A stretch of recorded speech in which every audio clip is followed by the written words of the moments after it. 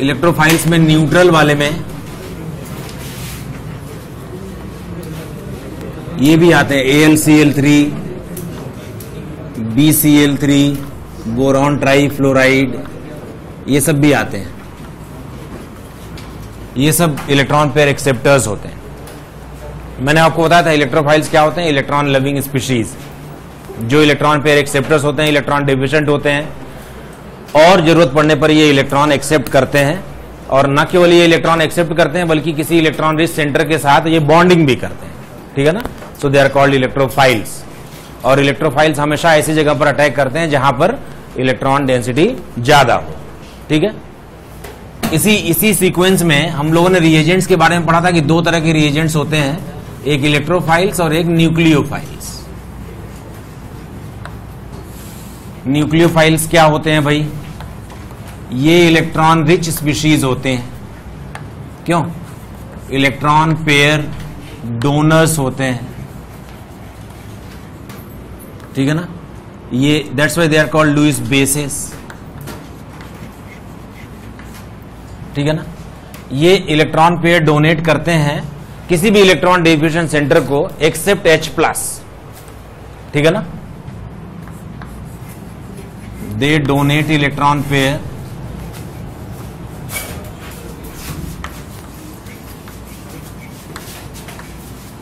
to an electron deficient center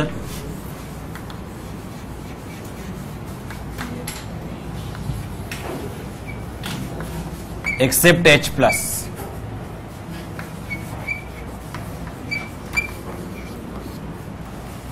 अगर किसी species ने H+ को इलेक्ट्रॉन डोनेट कर दिया तो उसे बेस बोलते हैं, और H+ से अलग उसने किसी दूसरे इलेक्ट्रॉन डेफिशिएंट सेंटर को इलेक्ट्रॉन पेयर डोनेट कर दिया, और न केवल इलेक्ट्रॉन पेयर डोनेट कर दिया बल्कि उसके साथ बॉन्डिंग भी कर ली, तो न्यूक्लियोफाइल कहलाता है।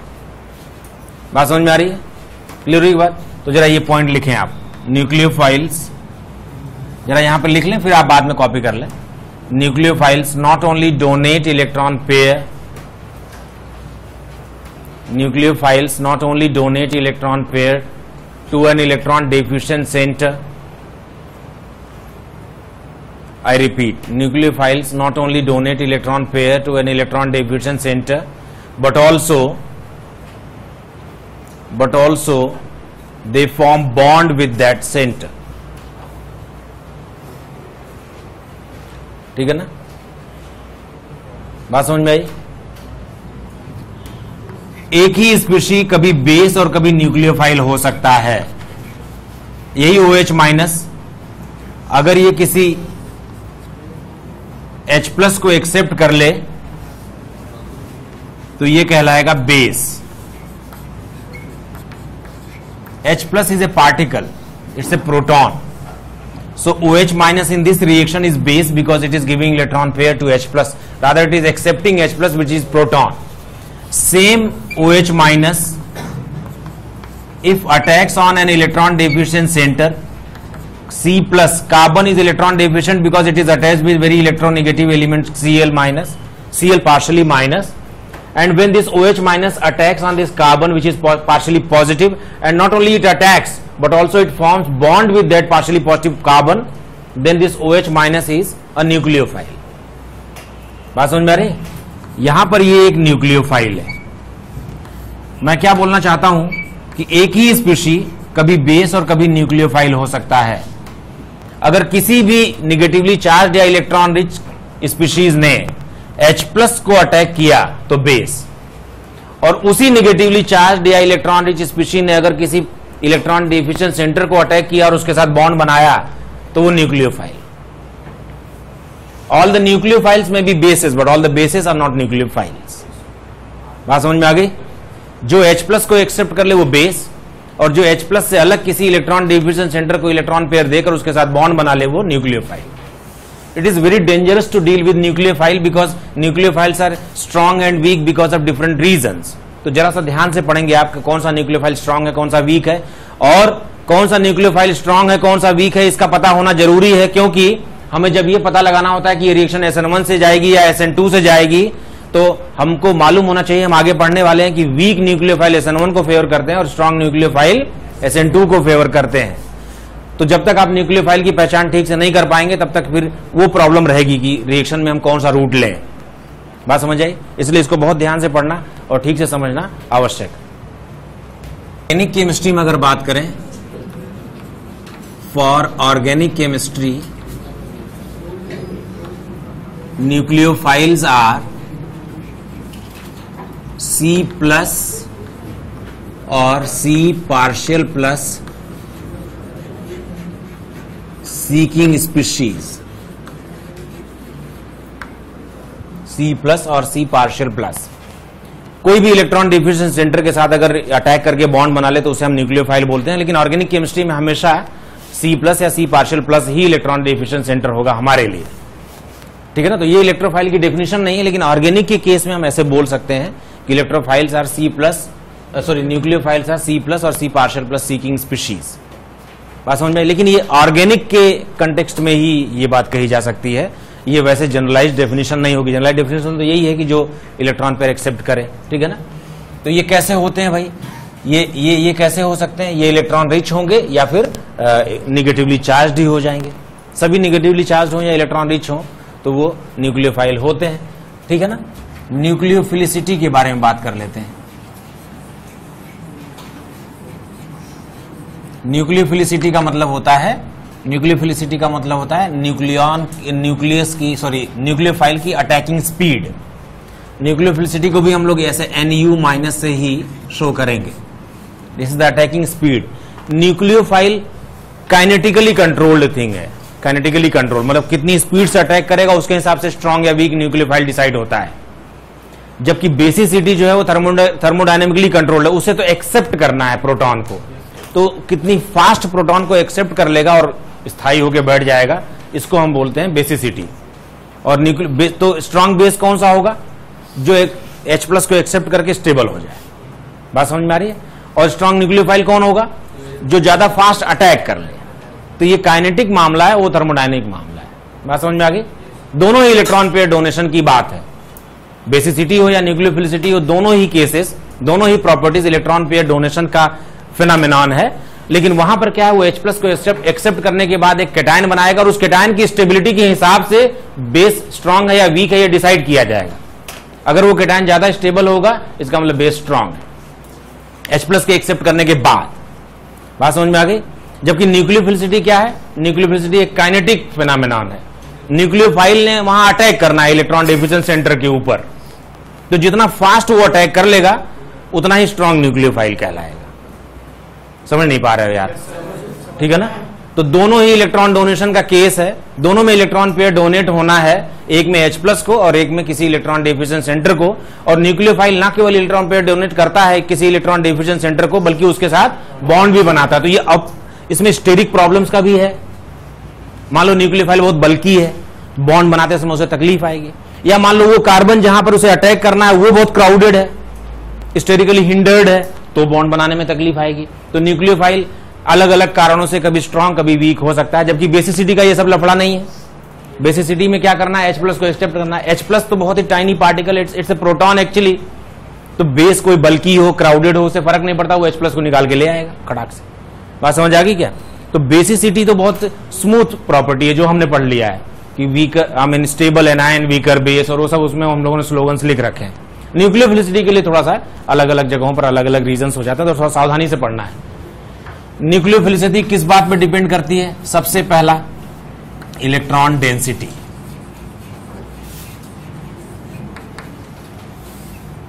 ज्यादा इलेक्ट्रॉन डेंसिटी होगी, if electron density is more, nucleophilicity is of course more. क्यों? Nucleophilicity will be more. यानी कि कोई नेगेटिवली चार्ज्ड आयन न्यूट्रल वाले से ज्यादा स्ट्रॉन्ग न्यूक्लियोफाइल होगा, जाहिर है। जैसे एग्जांपल के लिए देख लो, OH माइनस और H2O में ज्यादा स्ट्रॉन्ग न्यूक्लियोफाइल किसको बोलोगे आप? OH माइनस को। SH माइनस और H2S में आप किसको ज्यादा स्ट्रॉन्ग न्यूक्लियोफाइल बोलोगे? SH माइनस को, इलेक्ट्रॉन डेंसिटी की वजह से। NH2 माइनस और NH3 में आप किसको ज्यादा स्ट्रॉन्ग न्यूक्लियोफाइल बोलोगे? NH2 minus. So this is because of electron density. दूसरा केस है electronegativity. If electronegativity increases, electronegativity of what? Electronegativity of that atom which is basically behaving like nucleophile. So electronegativity is more, nucleophilicity will be less, but this rule is applicable in a period from left to right in periodic table. Left to right in periodic table. बात समझ में आ रही है? Example के लिए देख लो जरा, अगर हमने CH3 माइनस ले लिया, NH2 माइनस ले लिया, OH माइनस है और F माइनस है, तो बताएं कार्बन, नाइट्रोजन, ऑक्सीजन और फ्लोरीन क्या ये किसी एक ही पीरियड के एलिमेंट हैं पीरियड टेबल में?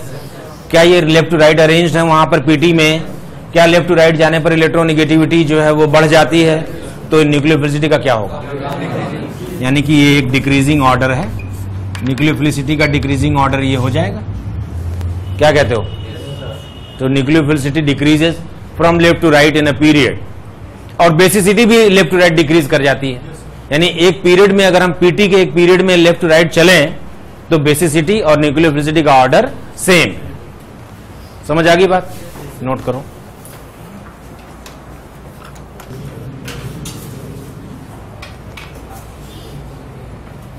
अगर साइज ज्यादा हो, इफ साइज इज मोर, यहां मैं थोड़ी ज्यादा जगह छोड़ रहा हूं, ठीक है ना, यहां मैं ज्यादा जगह छोड़ रहा हूं और फिर मैं लिख रहा हूं कि nucleophilicity will increase and this rule is applicable in a group from top to bottom in periodic table.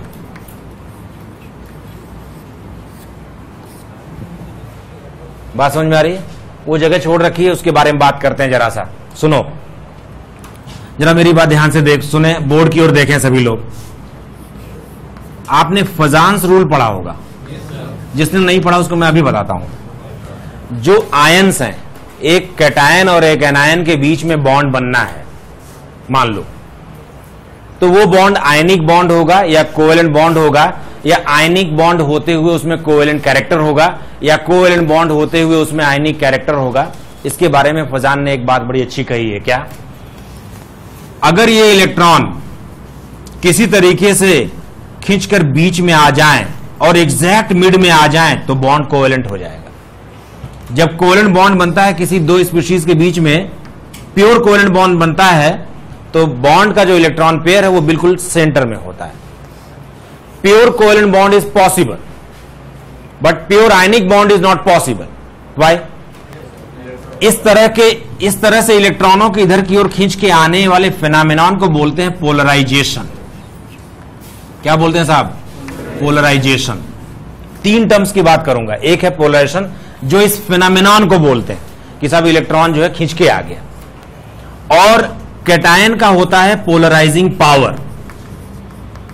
Polarising power यानी ये उन इलेक्ट्रॉनों को पोलराइज करवाता है, पोलराइजेशन करवाता है, ठीक है ना? बात समझ में आ रही है? और एनायनों पर होती है पोलराइजेबिलिटी।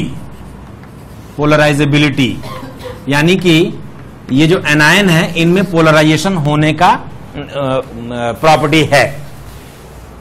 बात समझ में आ गई? फजान ने स्टडी किया कि जितना छोटा कैटायन हो और जितना बड़ा एनायन हो, जितना छोटा कैटायन पोलराइजिंग पावर उतना ही ज्यादा, और जितना बड़ा एनायन पोलराइजेबिलिटी उतनी ज्यादा। तो एक छोटा कैटायन हो और एक बड़ा एनायन हो तो पोलराइजेशन ज्यादा बढ़ जाएगा, और पोलराइजेशन बढ़ेगा तो कौन सा बॉन्ड बनेगा? कोवेलेंट बॉन्ड बनेगा। तो उन्होंने कहा कि जितना छोटा कैटायन और जितना बड़ा एनायन, कोवेलेंट बॉन्ड बनने के चांसेस उतने ही ज्यादा होंगे। यानी कि कभी भी आयनिक बॉन्ड में प्योर आयनिक नहीं बनता, उसमें कुछ ना कुछ कोवेलेंट कैरेक्टर जरूर होता है। क्यों? क्योंकि कैटायन और एनायन के बीच में पोलराइजिंग पावर और पोलराइजेबिलिटी तो होगी ही होगी। बात समझ में आ रही है? क्लियर हो रही बात? आपने देखा होगा लिथियम आयोडाइड जो है वो कोवेलेंट हो जाता है, कोवेलेंट कंपाउंड है ये। बात समझ में आ रही है? क्योंकि लिथियम बहुत छोटा कैटायन है, उसका पोलराइजिंग पावर बहुत ज्यादा है, और आई माइनस एक बड़ा एनायन है जिसमें पोलराइजेबिलिटी ज्यादा होती है। तो अगर ये अपने पोलराइजिंग पावर से इस इलेक्ट्रॉन को इधर निकाल के ले आए और कहीं एनायन भी बड़े आकार का है जिसमें पोलराइजेबिलिटी ज्यादा होती है, तो कुल मिलाकर इलेक्ट्रॉन कहां आ जाएंगे? बीच में। तो कैसा बॉन्ड बन जाएगा? कोवेलेंट। अगर इलेक्ट्रॉन बीच में नहीं आते हैं और बीच में आने की टेंडेंसी होती है तो हम कहते हैं साहब बॉन्ड तो आयनिक है, उसमें कोवेलेंट कैरेक्टर है। समझ नहीं पा रहे हो यार? बात समझ रहे हो क्या? आयनिक बॉन्ड में तो प्लस और माइनस अलग अलग जगह पे रहते हैं, दूर दूर रहते हैं, और उनके बीच में इलेक्ट्रोस्टैटिक फोर्स ऑफ अट्रैक्शन होता है। लेकिन जरा भी अगर पोलराइजेशन हुआ तो हम बोलेंगे कोवेलेंट कैरेक्टर आ गया। ठीक है ना? और बिल्कुल तो प्योर कोवेलेंट तो पॉसिबल है। प्योर कोवेलेंट पॉसिबल है कब? जब होमोन्यूक्लियर डाइएटॉमिक बॉन्ड बन जाए, हाइड्रोजन हाइड्रोजन के बीच में बन गया, दो सेम एटम्स के बीच में बन जाए तो प्योर कोवेलेंट बन सकता है। आयनिक प्योर नहीं होता। आपने पढ़ा होगा थोड़ा बहुत। अब मैं क्या बोल रहा हूं कि हमारे ऑर्गेनिक के केस में जो पॉजिटिव आयन है वो हमेशा C+ है। हम तो कार्बनों की बात करें, we are dealing with the carbon compounds. तो हमारे लिए मान लो यहां पर एक C+ है, यहां एक लीविंग ग्रुप लगा हुआ है। लीविंग ग्रुप मैंने आपको बताया था ना कि सब्स्टिट्यूशन रिएक्शन में हमेशा लीविंग ग्रुप होता है जो लीव करके जाता है। अब मान लो यहां पर हमने इस तरह की सिचुएशन बना रखी है, इस तरह का मान लो यहां पर हमने H और H और H लगा रखा है, यहां एक लीविंग ग्रुप लगा हुआ है। ये जो लीविंग ग्रुप लगा हुआ है, इस लीविंग ग्रुप के साथ कार्बन का जो sp3 हाइब्रिड ऑर्बिटल है वो बना हुआ है।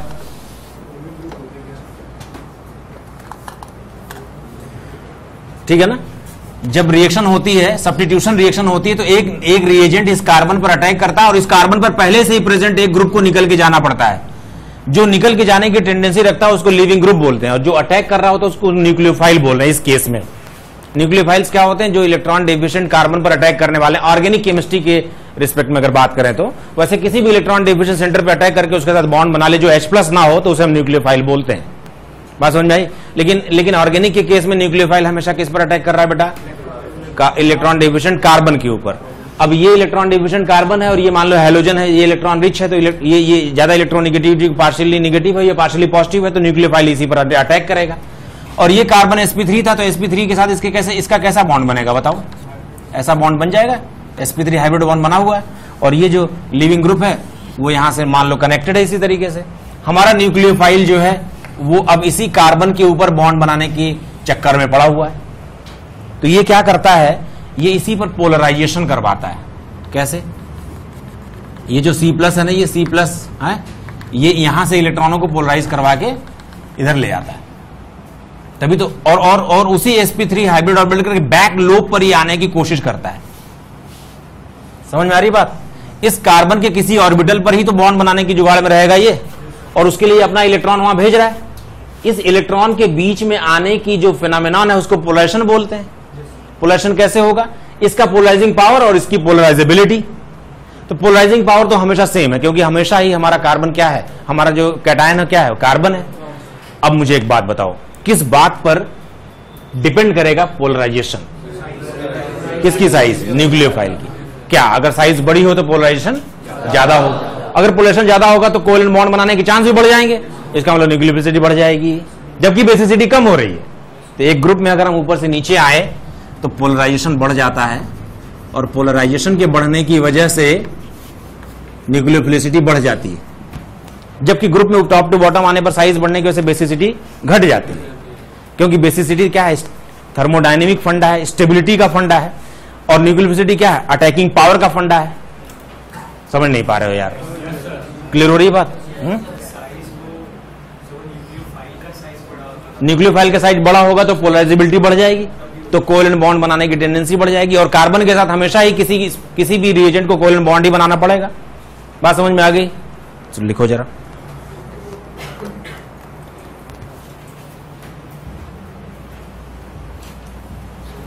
न्यूक्लियोफिलिसिटी इसका मतलब ये हुआ कि अगर हम पीरियोडिक टेबल में लेफ्ट टू राइट चलें तो न्यूक्लियोफिलिसिटी कम होती है और बेसिसिटी भी कम होती है। क्यों बेटा? बात समझ में आ रही है? पीरियोडिक टेबल में अगर हम लेफ्ट टू राइट चलें किसी पीरियड में तो न्यूक्लियोफिलिसिटी भी कम होती है और बेसिसिटी भी कम होती है, और अगर टॉप टू बॉटम चलें तो न्यूक्लियोफिलिसिटी बढ़ जाती है। क्यों बढ़ जाती है बोलो? साइज बढ़ने से क्या होता है? पोलराइजेशन बढ़ जाएगा तो न्यूक्लियो, जबकि बेसिसिटी का क्या होता है? बेसिसिटी डिक्रीज हो जाती है। बात समझ में आ गई? तो ध्यान रखना इस बात का, एक पीरियड में लेफ्ट टू राइट अगर अरेंज हो स्पीशीज तो न्यूक्लियोफिलिसिटी कम होती है, बेसिसिटी कम होती है, और ये बेसिसिटी को फॉलो करता है। एक ग्रुप में ऊपर से नीचे अरेंज्ड हो तो बेसिसिटी हालांकि कम होती है लेकिन न्यूक्लियोफिलिसिटी बढ़ जाती है। ठीक है, और एक और केस ले लेते हैं। इन case of same donor atoms,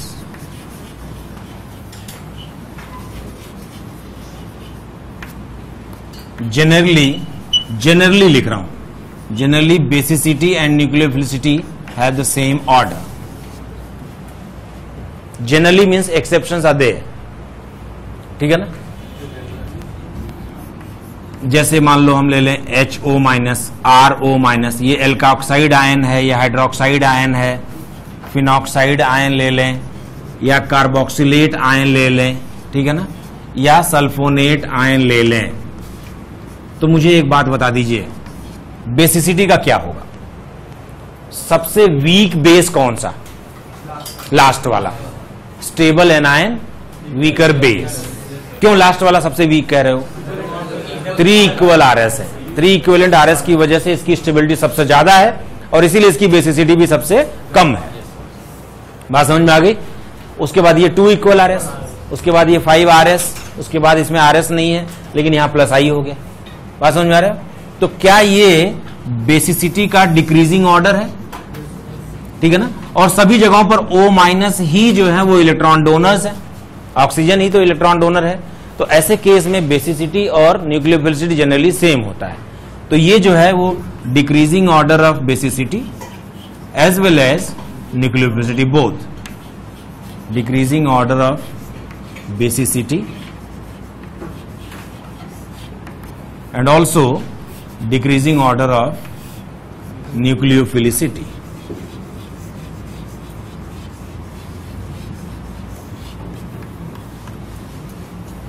ठीक है, बात समझ आ गई? लेकिन इसके एक्सेप्शन भी हैं, ठीक है ना, इसी का एक्सेप्शन है, इसी का एक्सेप्शन है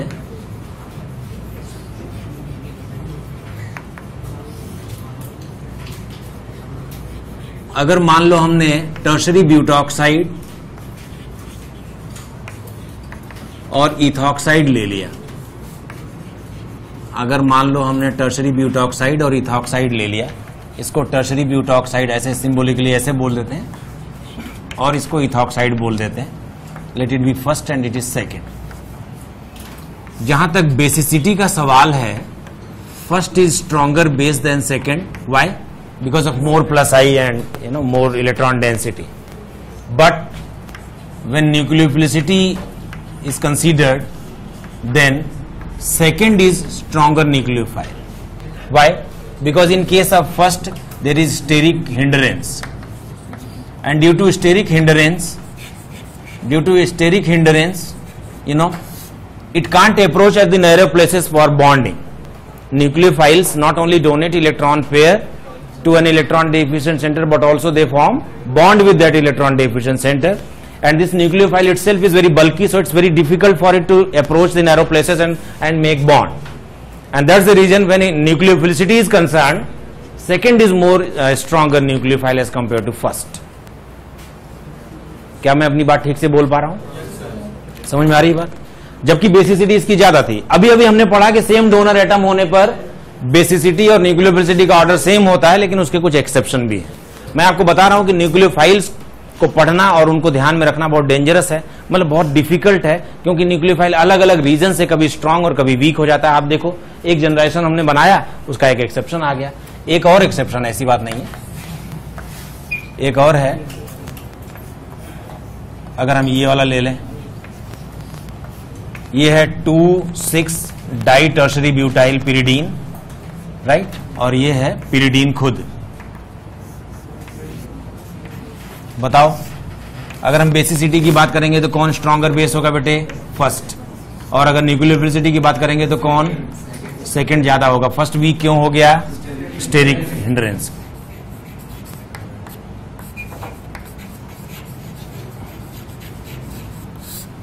स्टेरिक क्राउडिंग से बहुत लफड़े होते हैं। आपको मैंने एक बार सल्फर फ्लोराइड्स के बारे में बताया था। देखो सल्फर के पास क्या है? सल्फर के पास वेकेंट डी है, तो अगर वाटर डाल दें इसमें तो ये वाटर के मॉलिक्यूल के साथ कोऑर्डिनेशन कर लेगा और बड़ी आसानी से हाइड्रोलिसिस कर लेगा, क्योंकि सल्फर के पास वेकेंट डी है और वाटर में ऑक्सीजन के पास लोन पेयर है। So theoretically, any sulfur compound can easily get hydrolyzed because of its vacant d orbital. लेकिन SF6 ऐसा नहीं करता। SF6 की हाइड्रोलिसिस करो तो रिएक्शन नहीं हो पाती है। क्यों? ऐसा इसलिए होता है क्योंकि जो सल्फर है ना, सल्फर के ऊपर SF6 की स्ट्रक्चर कैसी है? SF6 की स्ट्रक्चर है ऑक्टाहेड्रल, ऐसे है। यहां पर चार ऐसे F लगे हुए हैं। एक F वर्टिकली अप साइड लगा हुआ है और एक जो है वो वर्टिकली डाउन साइड लगा हुआ है। So in case of SF6, sulphur is so sterically hindered that water molecules can't approach. समझ नहीं पा रहे हो बात को? क्लियर हो रही है बात? जबकि सल्फर में वेकेंट डी ऑर्बिटल है और SF4 बड़ी आसानी से वाटर मॉलिक्यूल के साथ कोऑर्डिनेशन कर लेता है। SF6 को भी थ्योरेटिकली करना चाहिए था, लेकिन क्यों नहीं कर पाया?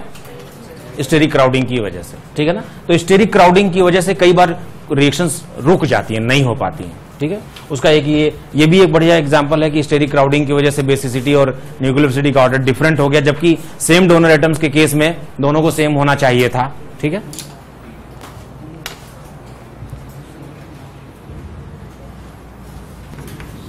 अगर हम F minus, Cl minus, Br minus और I माइनस ले लें तो बताओ ऊपर से नीचे क्या होगा? न्यूक्लियोफिलिसिटी बढ़ जाएगी, जबकि बेसिसिटी कम हो जाती है।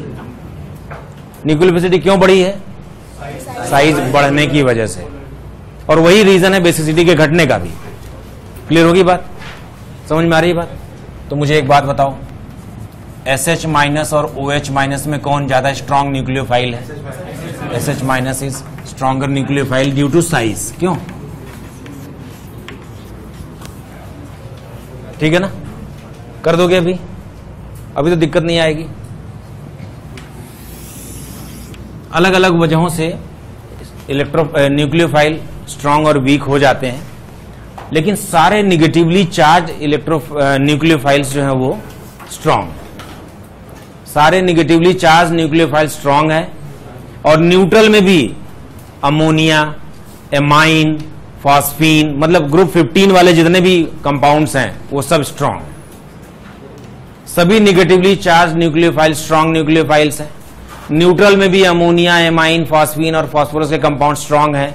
वीक जो है वो कुछ ही न्यूट्रल कंपाउंड्स हैं, जैसे कि न्यूट्रल स्पीशीज हैं, जैसे कि H2O, एल्कोहल, मिथेनॉल, इथेनॉल, जो न्यूट्रल है वही जो है वो वीक न्यूक्लियोफाइल कहलाता है। ठीक है, बाकी सारे निगेटिवली चार्ज स्ट्रांग है।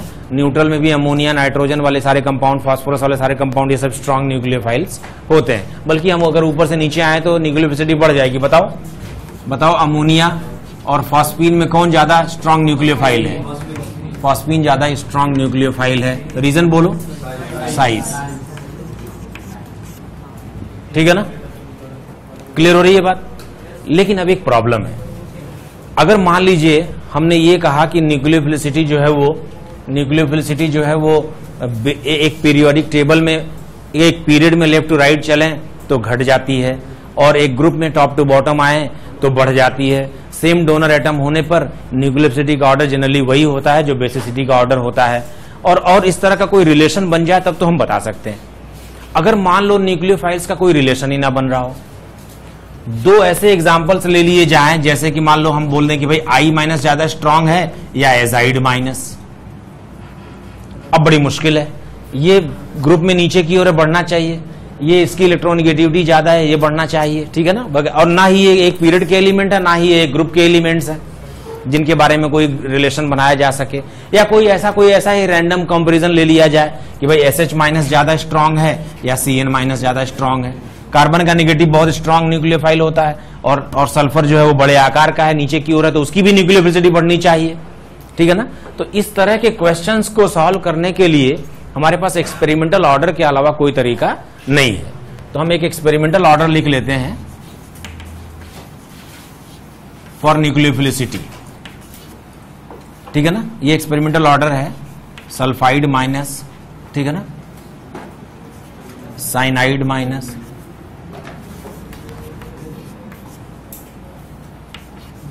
आयोडाइड माइनस, हाइड्रोक्साइड माइनस, ठीक है, hydroxide ion, azide ion,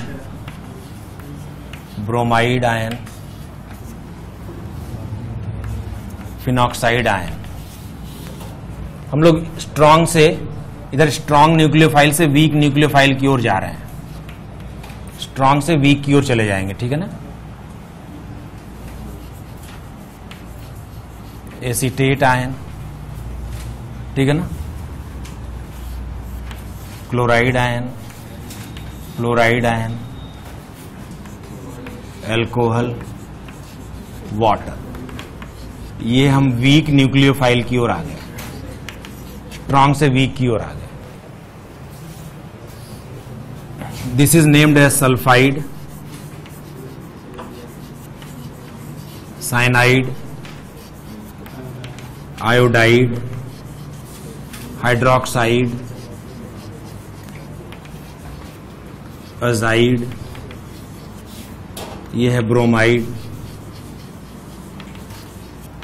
phenoxide, ठीक है ना, acetate, chloride, fluoride, alcohol, water.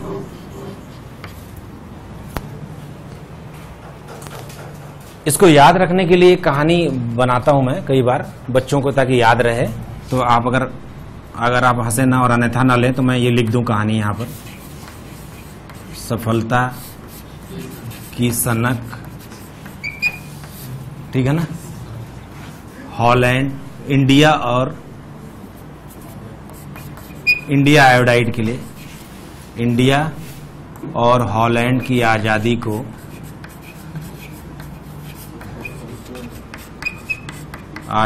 को बर्बाद करती है फोकट में।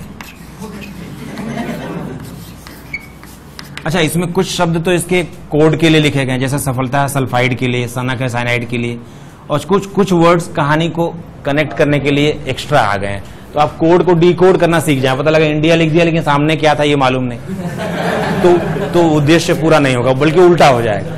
इससे तो अच्छा था कि आप आयोडाइड ही याद रखते।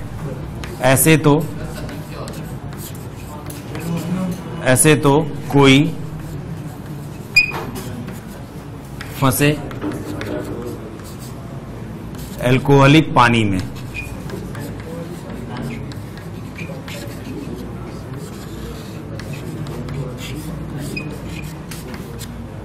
ठीक है ना। तो हमारी लिस्ट में SH माइनस सबसे ज्यादा स्ट्रांग है। अगर RS माइनस होगा तो उसका प्लेस क्या होगा, वो इससे भी ज्यादा स्ट्रांग होगा। RO माइनस जो होगा वो इससे जस्ट स्ट्रांग होगा। बात समझ में आ रही है। ये ऑर्डर मैंने सोलोमन से लिया है। ये जो है ना, इसको लेकर थोड़ा विवाद है, कहीं कहीं इसको ज्यादा और इसको कम लिखा गया है अलग अलग बुक्स में। तो क्या ये रिएक्शन कंडीशंस पे भी डिपेंड करता है, सॉल्वेंट पे भी डिपेंड करता है। एक ही रिएक्शन में बार बार न्यूक्लियोफाइल बदल बदल के रिएक्शन की स्पीड चेक की गई होगी, ऐसे तो एक्सपेरिमेंट करते हैं। तो पता लगा कि जो रिएक्शन फास्ट कर रहा है वो ज्यादा स्ट्रांग न्यूक्लियोफाइल होगा, ठीक है ना। तो एक ही रिएक्शन कंडीशन में, तो जो दूसरे लोगों ने जो एक्सपेरिमेंटल कंडीशन में थोड़े बहुत चेंजेस किए होंगे, उसकी वजह से जो क्लोज है उनमें थोड़ा फर्क आ गया है एक आध जगह पे, तो थोड़ा सा डिस्प्यूट है। बट ये ऑर्डर ओवरऑल ऐसा ही आता है। तो जब कभी कोई सहारा ना हो, जब वो एक पीरियड के एलिमेंट ना हो, जब वो एक ग्रुप के एलिमेंट ना हो, जब वो सेम डोनर एटम ना हो, जितने भी रिलेशन अभी हमने पीछे बनाए उनमें से कुछ भी फिट ना बैठ रहा हो, तो फिर एक ही सहारा है कि आप इसी तरह सनक जाएं। ठीक है, सनक मतलब क्या बोले, जैसे शायद मैं आपको ये बता पाया कि किसी न्यूक्लियोफाइल को स्ट्रांग है या वीक है, इसको सटीक तौर पे पहचानना आवश्यक है, क्योंकि हमें ये बताना होता है कि ये न्यूक्लियोफाइल SN1 करवाएगा या SN2 करवाएगा। तो हम लोगों ने तरह तरह से उपाय किए। हमने देखा कि बेसिसिटी से रिलेट करके देख लें, पीरियोडिक टेबल में एक पीरियड में लेफ्ट टू राइट वो बेसिसिटी को फॉलो करता है, ग्रुप में टॉप टू बॉटम वो अपोज कर देता है। फिर हमने देखा कि साइज बड़ी होती है, छोटी होती है, सेम डोनर एटम वगैरह वगैरह, और अल्टीमेटली हमने एक एक्सपेरिमेंटल ऑर्डर भी बना लिया कि साहब इसी से कर लेंगे जब कोई उपाय नहीं होगा तो। उसके अलावा मैंने न्यूक्लियोफाइल के लिए 3 कैटेगरीज बना दी है। ये लिटरेचर का नहीं है, हम लोगों ने अपनी व्यवस्था बनाई है अपनी सुविधा के लिए, लेकिन लिटरेचर में से ढूंढ के ही बनाया, मतलब ये कोई ऐसे पर्सनल कोई डिस्कवरी नहीं है। मैं बताना चाहता हूं कि जो हमारा न्यूक्लियोफाइल है, प्रॉब्लम क्या है?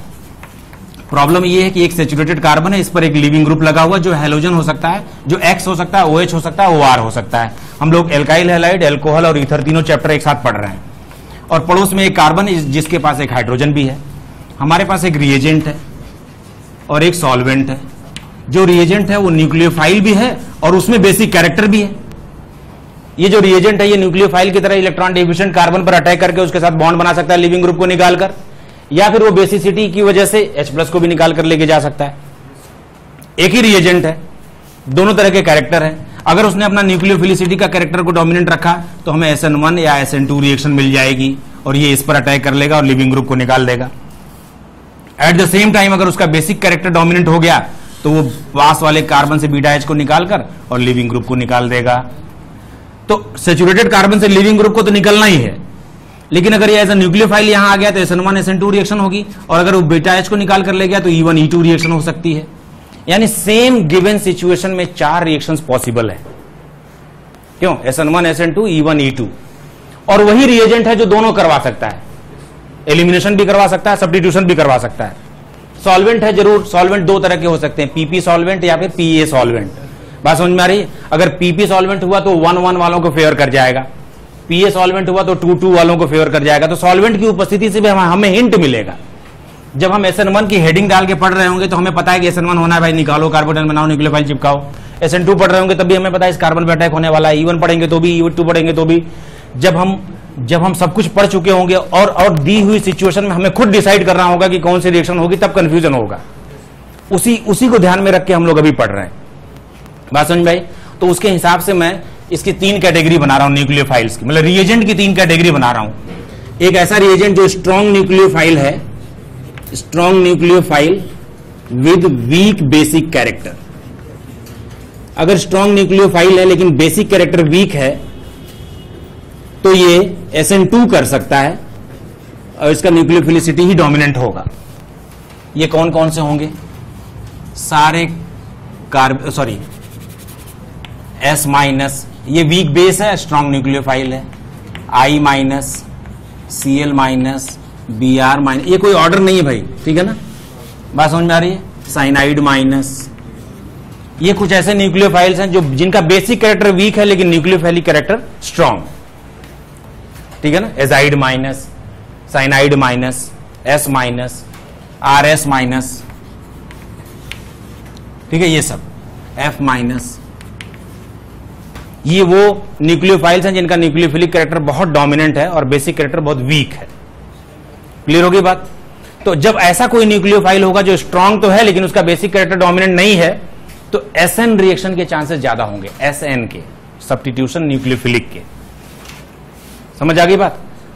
हम लोग उस सिचुएशन को इमेजिन कर रहे हैं कि आपको 4 रिएक्शन में से एक कौन सी हो रही है प्रीडोमिनेंटली, वो डिसाइड करना है, ठीक है?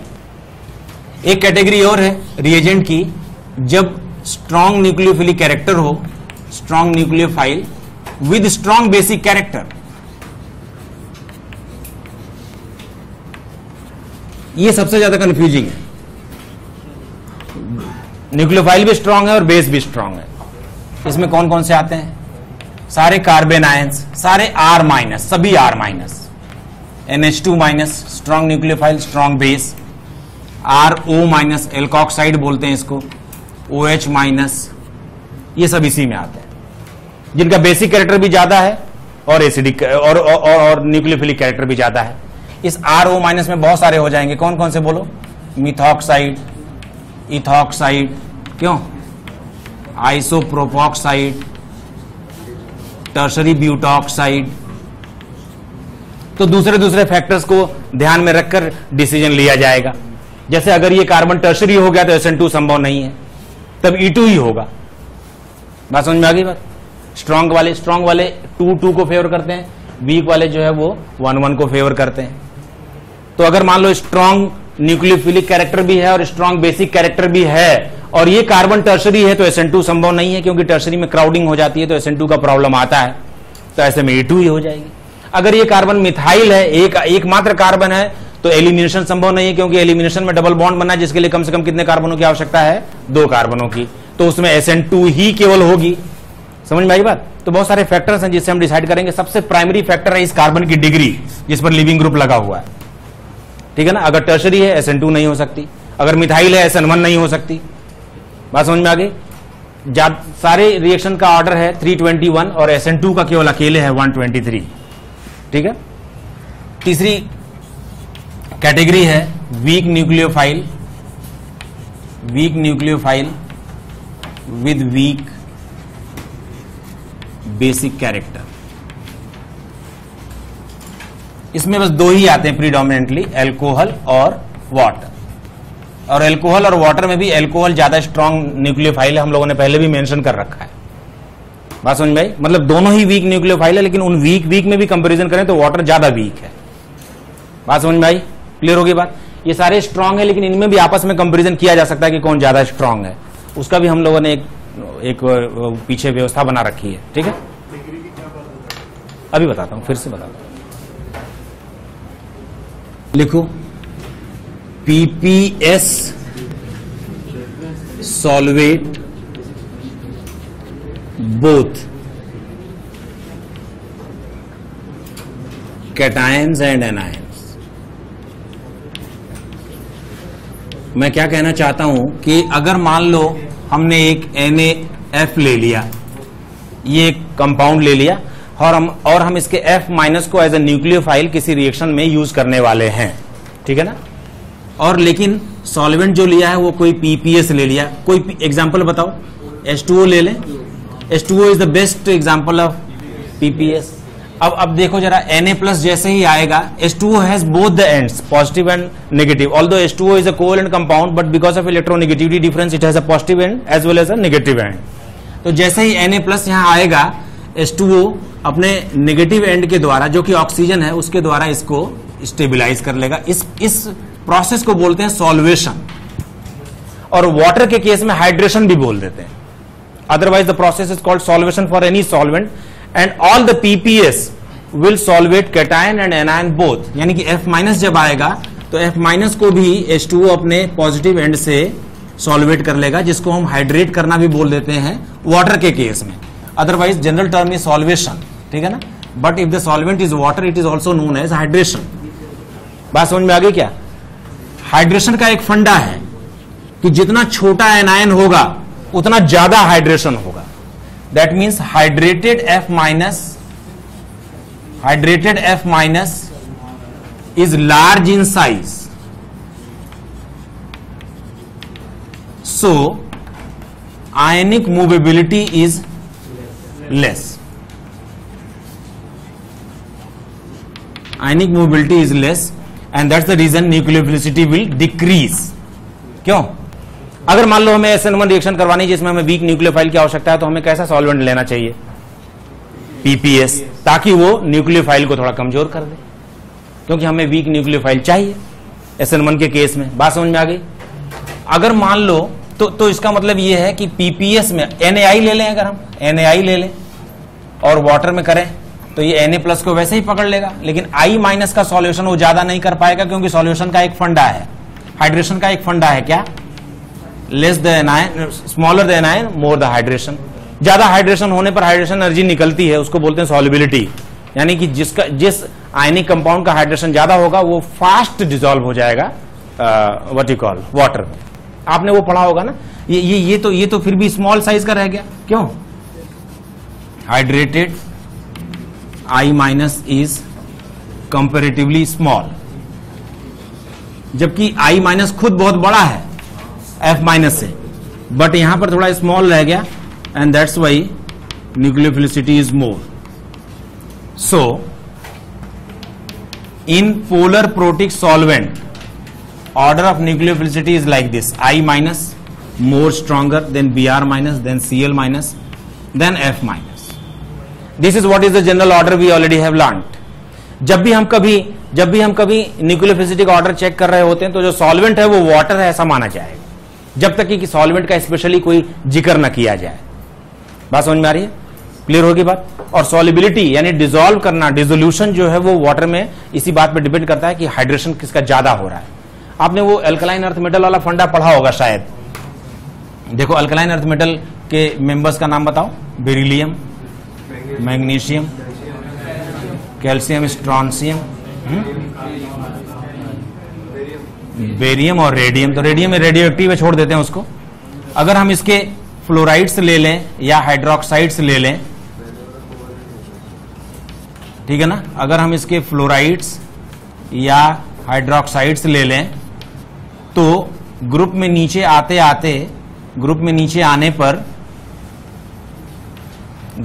आने पर इनकी सॉल्युबिलिटी बढ़ जाती है। सॉल्युबिलिटी इनकी बढ़ जाती है, ग्रुप में नीचे आने पर इनकी सॉल्युबिलिटी बढ़ जाती है। लेकिन अगर हम इसका ये इधर के ऊपर से नीचे आए तो सॉल्युबिलिटी बढ़ जाती है वाटर में, सॉल्युबिलिटी इंक्रीजेज इन वाटर। लेकिन अगर हम इनके सल्फेट्स ले लें, BaSO4, MgSO4, CaSO4, strontium SO4, barium SO4, तो ऊपर से नीचे आने पर सॉल्युबिलिटी घट जाती है। और न केवल घट जाती है बल्कि बेरियम सल्फेट तो इतना इनसॉल्युबल है कि even it is not dissolved in aqua regia. Aqua regia you know, aqua regia is the very strongest mixture of acid और उसमें ऑलमोस्ट सभी चीजें डिसॉल्व हो जाती हैं, लेकिन barium sulphate is so insoluble it is not dissolved in aqua regia even. ऐसा क्यों हुआ? ऐसा क्यों हुआ कि कुछ सॉल्ट तो ऐसे हैं जो ऊपर से नीचे आने पर सॉल्युबिलिटी बढ़ जाती है और कुछ सॉल्ट ऐसे हैं जिनका ऊपर से नीचे आने पर सॉल्युबिलिटी घट जाती है और बहुत बुरी तरह घट जाती है, बल्कि वो इनसॉल्युबल हो गया, एक्वारेजिया में भी नहीं डिसॉल्व हो रहा है, वाटर तो छोड़ दो। ऐसा इसलिए होता है क्योंकि सॉल्युबिलिटी के लिए